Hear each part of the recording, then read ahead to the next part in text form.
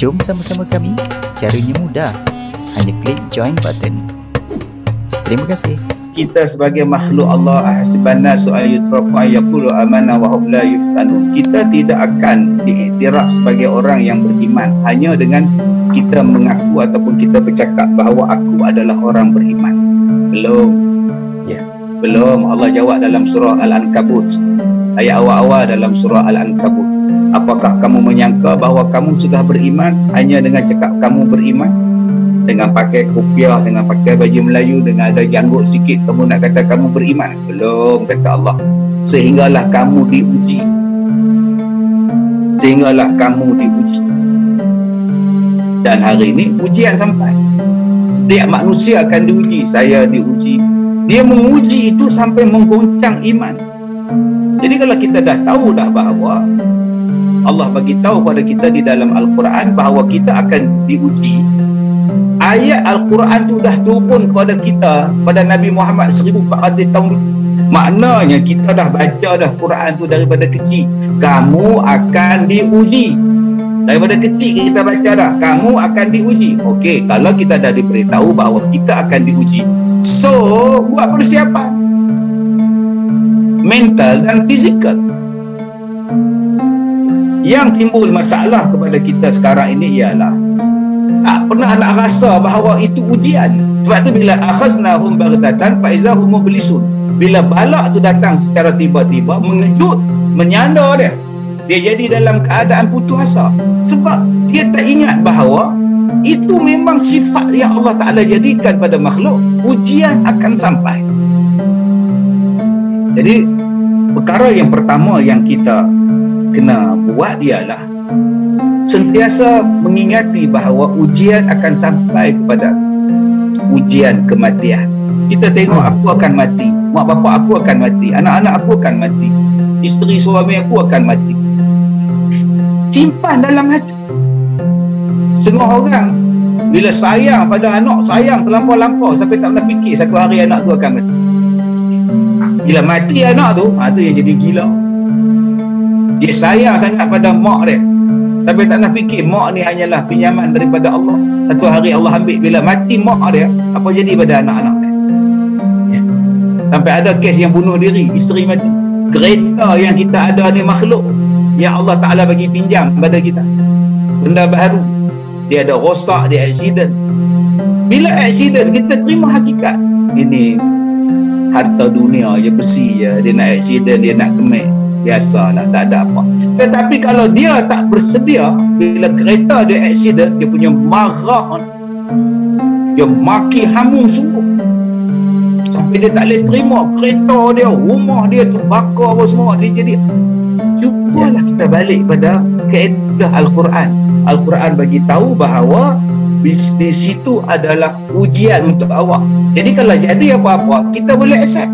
Ini mental kita dah buat dah. Nombor satu kena ada benda-benda itu. Kita kena simpankan di dalam hati kita. Ada penyelesaian terhadap masalah ini. Awak sakit, ada penyelesaian. Awak ada masalah rumah tangga, ada penyelesaian. Awak ada masalah fitnah, akan ada penyelesaian atas masalah fitnah awak. Jadi kalau kita dah tahu bahawa dia akan ada penyelesaian, apa masalah kita? Yang kita nak takut sangat. Tenang, sabar, jalan penyelesaian tu awak cari, insya-Allah Allah tolong awak. Yang ketiga, kita kena ingat Allah Ta'ala sebut di dalam Al-Quran, Allah tidak akan menimpakan kepada kita sesuatu yang kita tak mampu. La yukallifullahu nafsan illa wus'aha. Apa yang Allah bagi pada kita tu, Allah tahu kita boleh handle. Dia takkan bagi kepada kita sesuatu yang kita tak mampu. Allah Maha mengetahui. Maka bila Allah datangkan kepada kita ujian, ingat Allah bagi tu, Allah tahu kita mampu handle. Jangan sampai buat tindakan yang buruk. Ya, buat satu tindakan yang syirik. Sampai dah kata dah tak ada jalan lain, dah tak ada jalan lain. Ini saja jalannya, saya terpaksa buat. No. Akan ada jalan penyelesaian. Awak carilah. Kenapa awak ni sempit sangat pemikiran? Rahmat Allah ni luas. Kenapa awak sempitkan? Bila kita sabar dan kita redha, kita kena ingat bahawa innallaha ma'as sabirin. Allah bersama dengan orang-orang yang sabar. Jadi bila kita yakin bahawa Allah bersama dengan kita, Allah akan bantu kita. Wa may yattaqillah yaj'al lahu makhraja wa yarzuqhu min haitsu la yahtasib. Kita kena ingat musibah dan ujian yang datang kepada kita ni tuan-tuan untuk menjadikan kita lebih baik. Sepatutnya begitu. Bukan menjadi makin renggang dengan Tuhan. Sepatutnya bila datang ujian, musibah, kita makin cari Tuhan, bukan makin jauh daripada Tuhan. Sekarang saya lihat penyelesaian dia makin jauh, makin sunyi, makin tak mengharap. Kita dah jarang dengar solat hajat berjemaah, dah jarang dengar. Kita tak minta pada Tuhan pun. Seolah-olah dalam bab ini Tuhan pun tak boleh selesai masalah kita. Seolah-olahnya begitu. Tuhan pun tak boleh bantu kita ni. Ini besar kes ni. Biar betul kau. Kenapa tak minta pada Tuhan? Inna lillahi wa inna ilaihi raji'un.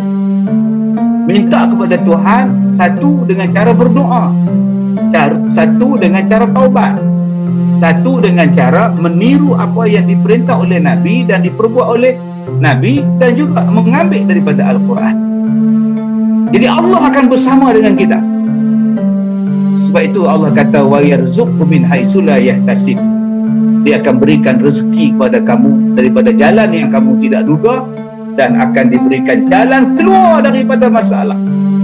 Jadi yang saya buat, saya tak kata saya baik, na'udzubillah, tapi apa yang saya buat bila datang musibah-musibah, saya nak latih diri saya, aku makin baik, aku kena baik lagi, aku kena banyakkan ibadat lagi, nanti Allah tolong aku, Allah tolong aku.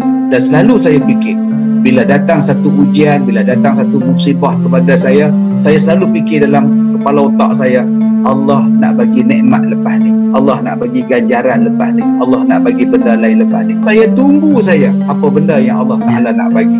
Dan selalunya tuan-tuan, apa yang Allah Ta'ala bagi cukup menyeronokkan, cukup mendamaikan, cukup menenteramkan jiwa. Dalam keadaan sekarang ini, adakah Allah tak mengetahui? Adakah Nabi tak bagi pesan kepada kita apa yang perlu kita buat di saat kita berada dalam keadaan macam ini? Disebutkan kepada kita tentang ajaran Nabi Muhammad SAW melalui hadis-hadis baginda. Nabi kata selepas kewafatan baginda akan berlaku perselisihan sesama orang Islam yang cukup hebat. Ikhtilafan katsira, yang sampai membingungkan orang awam.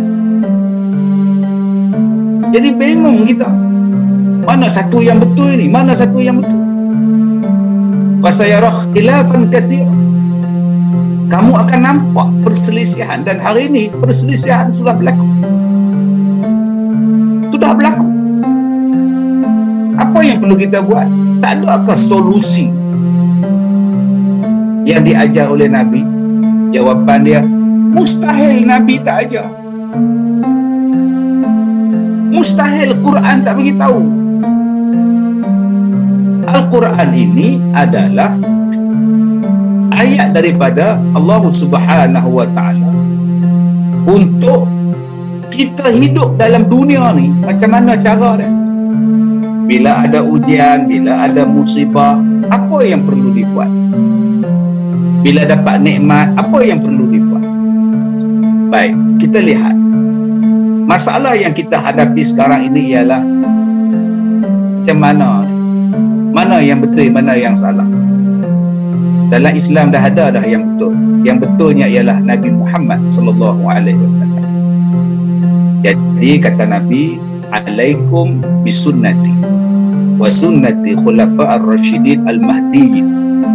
Maka pada saat itu hendaklah kamu berpegang kepada sunnah aku dan sunnah khulafa'ar rasyidin al-mahdiyyin 'addu 'alaiha bin nawajiz, gigitlah sunnah aku dengan gigi geraham. Maka pada masa itu ikut yang Nabi. Itu solusi dia. Aku ikut Nabi. Aku bukan ikut Ustaz Kazim, aku ikut Nabi. Nabi itu garanti betul. Dan Nabi dia tak ada kepentingan apa dengan kita. Dia dah ahli syurga. Tetapi atas dia tu Nabi, dia sayang pada kita, dia pesan kat kita. Nanti kamu akan tengok perselisihan yang banyak sesama kamu. Masa tu kamu nak pegang apa? Peganglah sunnahku, peganglah sunnah Khulafa' ar-Rasyidin, dan gigitlah dia dengan gigi geraham. Walaupun susah, pegang betul-betul, jangan lepaskan.